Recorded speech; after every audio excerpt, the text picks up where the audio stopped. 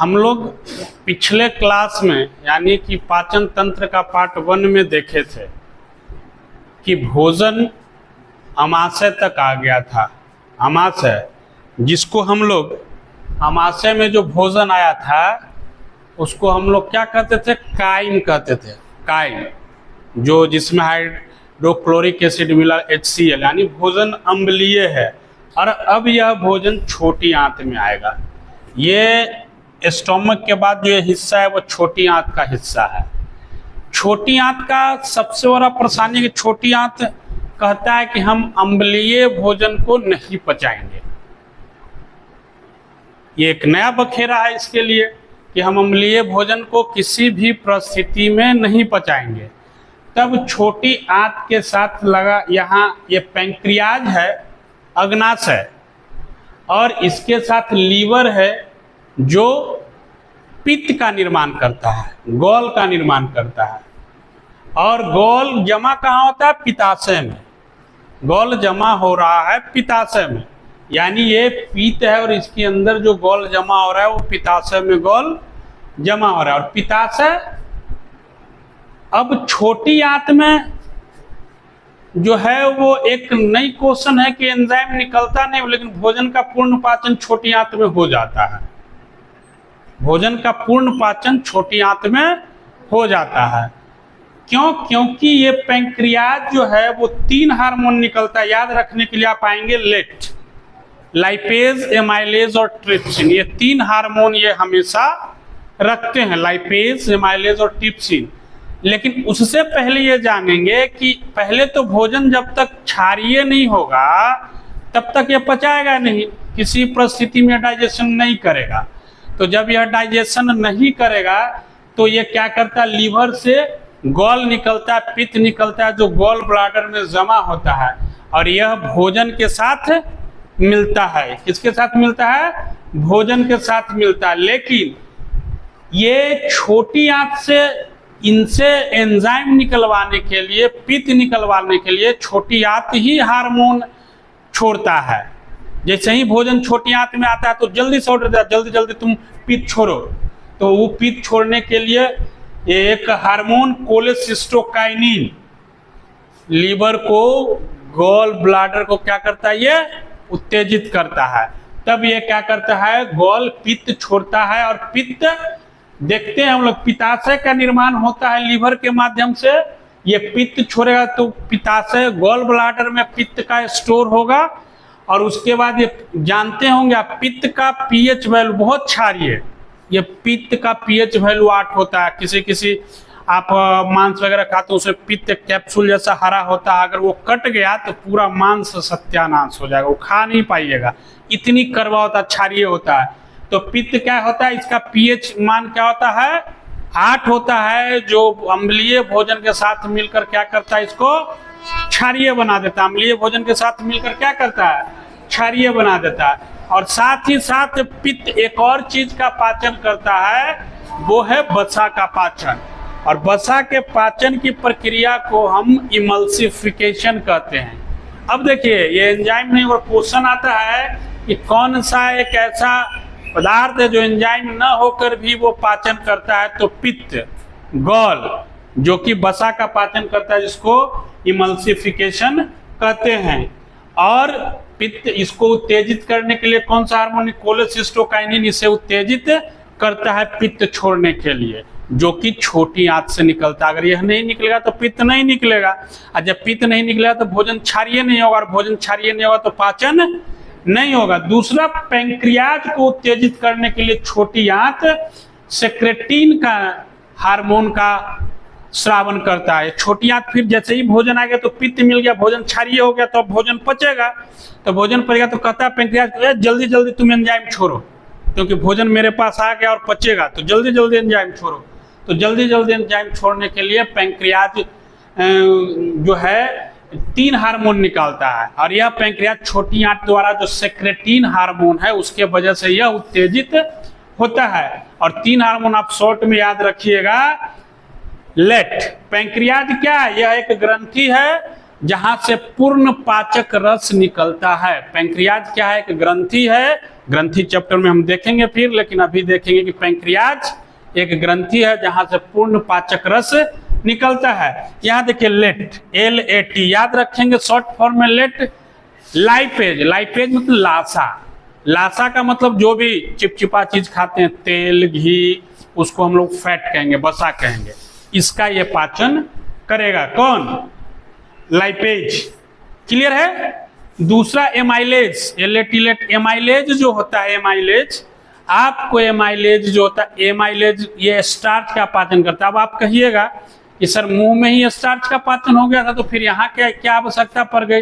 तो आप लोग की जो स्थिति, खाते हैं ढकेल देते हैं खाना को, वहाँ अच्छे से चबाते नहीं है, तो स्टार्च बिना पचे हुए भी तो आ जाता है पेट में, या कुछ बच जाता है तो पेट में आ जाता है, तो वो स्टार्च का पाचन जाके करता है एमाइलेज। आप गाय भैंस में देखोगे, गाय भैंस की अगर बात करें हम जानवर की, तो उसके पास एमाइलेज नहीं होता, बहुत कम होता भी तो बहुत कम होता है, तो वो निकाल के बाहर निकाल के जुगाली करते रहा, देखिएगा जुगाली करते रहता है। तो बाहर निकल के जुगाली करता है, क्यों? वो स्टार्च का पाचन मुंह में दोबारा करता है।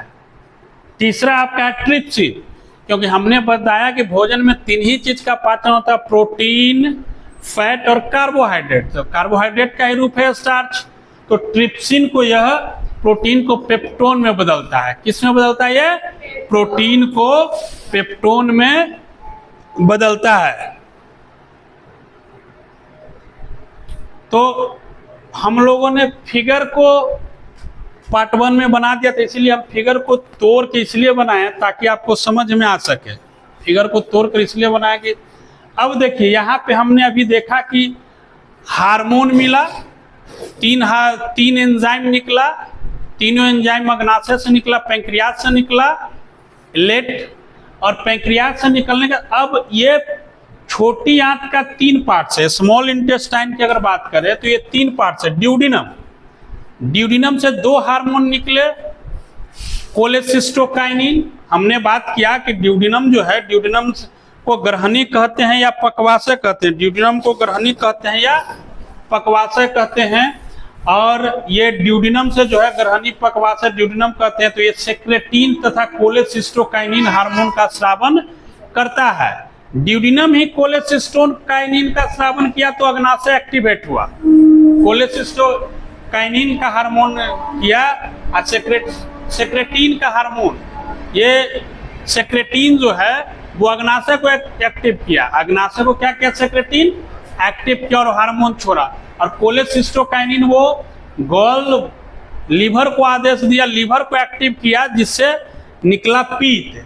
अब भोजन जो है ये जो पचा, तो ये भोजन को क्या करता है? हम लोग घर में देखते हैं कि घर में जैसे भी अगर तुम ध्यान दोगे, दिमाग में रखोगे, तो घर में जब चावल से कंकर चुनना होता है तो उसको फैलाते हैं, अब फैलाते हैं तब कंकर चुनते हैं। तो भोजन को फैलने की जगह चाहिए, और फैलने के लिए कहाँ जाता है? ये ड्यूडिनम में।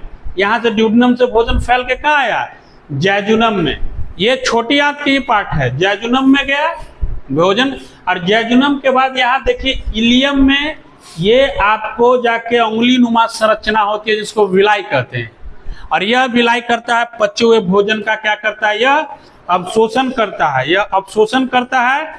और यहाँ से एक हार्मोन इरेप्सिन निकलता है। तो हमने देखा कि अभी पेप्टाइड, तो यह पेप्टाइड को, प्रोटीन जो पेप्टाइड फॉर्म में था, यह इसको एमिनो एसिड में बदल देता है, और एमिनो एसिड से हमें ऊर्जा की प्राप्ति होती है। तो यह एमिनो एसिड में इसको क्या करता है बाबू? बदल देता है। और एमिनो एसिड में तो यहाँ पे भोजन का पूर्ण पाचन हो गया। और भोजन का जब छोटी आंत में पूर्ण पाचन हो गया तो देखते हो घर में लोग छोटी आंत को देखिएगा चाहे पचौनी कहते हैं।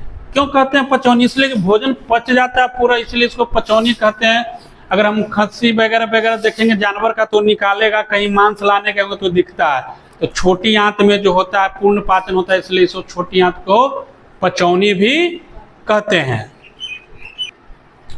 बड़ी आंत, बड़ी आंत अगर हम देखें तो बड़ी आंत, अभी हमने देखा छोटी आंत में भोजन का पूर्ण पाचन हो गया। बड़ी आंत में क्या होता है? तो बड़ी आंत में जल का अवशोषण होता है और अनपचा भोज्य पदार्थ बड़ी आंत के पार्ट्स रेक्टम में काइल के रूप में जमा हो जाता है, जो समय समय पर शरीर से लैट्रिन के रूप में बाहर निकलता रहता है। तो बड़ी आंत के अगर पार्ट्स देखें तो बड़ी आंत के पार्ट में बात करें तो ये आपका यहाँ से शुरू होता है बड़ी आंत, और बड़ी आंत को टेक्निकल भाषा में कोलोन कहते हैं।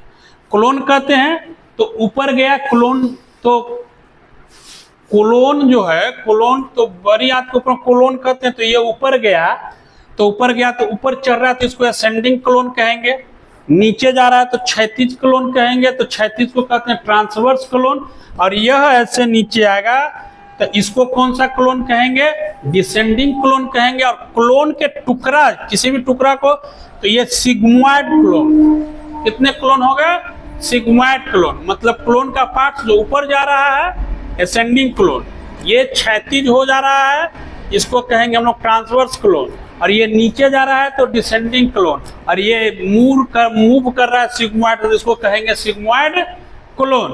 अब सिग्मोइड कोलोन आ गया तो सिग्मोइड कोलोन यहाँ पे रेक्टम के पास क्या होता है, अनपचा भोज्य पदार्थ काइल के रूप में जमा हो जाता है, और इसमें मिलता है एंजाइम बिलिरुबिन, जिससे इसका कलर आपको पीला हो जाता है, और यह बॉडी से बाहर समय समय पर निकलता है। यहाँ पे देखिए, यहाँ पे क्या होता है कि मांस जब बढ़ जाता है तो एक रोग हो जाती है हमको, जिसको पाइल्स कहते हैं, बवासीर। ये आसानी से निकलकर काइल को शरीर से बाहर निकलना चाहिए तो दर्द होगा, ब्लड निकलेगा बॉडी से, जिसको हम लोग, तो बवासीर का ये, इसको क्या करता है डॉक्टर, यहाँ से काट के निकाल देता है ऑपरेशन करके, और फिर ये ठीक हो जाता है, और फिर ये बढ़ते रहता है। तो ये इस प्रकार आपका पाचन तंत्र का एक प्रमुख चीज, पूरा समराइज जो क्वेश्चन आते हैं वो अभी हम लोग निश्चित रूप में जानेंगे। और बड़ी आंत की एक बहुत बड़ी खासियत है, यदि यह पानी का अवशोषण नहीं करेगा तो कभी कभी आप देखते हैं डिसेंट्री होता है तो केवल पानी ही शरीर से बाहर निकलता है, वो बड़ी आंत वाटर का अब्जॉर्प्शन नहीं कर पाता है, चाहे कारण जो रहे वो बाद में जानेंगे। तो वो डायरेक्ट पानी हमारे बॉडी से एनस के रास्ते, गुद्दा के रास्ते बाहर निकलते रहता है। अभी हम देखेंगे सबसे बड़ी चरण प्रोटीन का होता है, और प्रोटीन के बारे में जाने। प्रोटीन का पाचन, अमाशय का पेप्सिन प्रोटीन को पेप्टोन में बदला। अब देख रहे हैं कि अग्नाशय का ट्रिप्सिन जो है पेप्टोन को पेप्टाइड में बदला। आगे देखिए, छोटी आंत का इरेप्सिन प्रोटीन को एमिनो एसिड में बदलता है, और एमिनो एसिड से ही हमको ऊर्जा मिलती है। और भोजन जो हम लोग देख रहे थे, भोजन जो हम लोग खा के चबा के उगल दे रहे थे वो बोलस, और पेट में जाने के बाद, अमाशय में जाने के बाद उससे सीएल मिला, अम्लीय भोजन हुआ, तो उसको हम लोग कहते हैं काइल, और जो लैट्रिन के रूप में बाहर निकला उसको कहते हैं काइल। तो हमने अब देखा कि भोजन का जो है पूर्ण पाचन हो गया। इस प्रकार भोजन का पूर्ण पाचन हुआ है, अर्थात भोजन पचने के बाद बोलस काइम और काइल में कन्वर्ट हो गया है। तो भोजन जो है एक बहुत ही पचने की जटिल प्रक्रिया है, जिसको समझना बहुत जरूरी है। जय शिक्षा, जय बिहार।